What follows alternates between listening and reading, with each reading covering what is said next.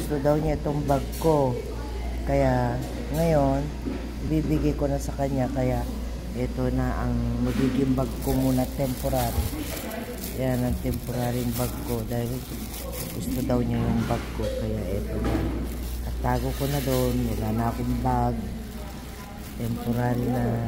Wait a minute. What? Yan, temporary. Hoy!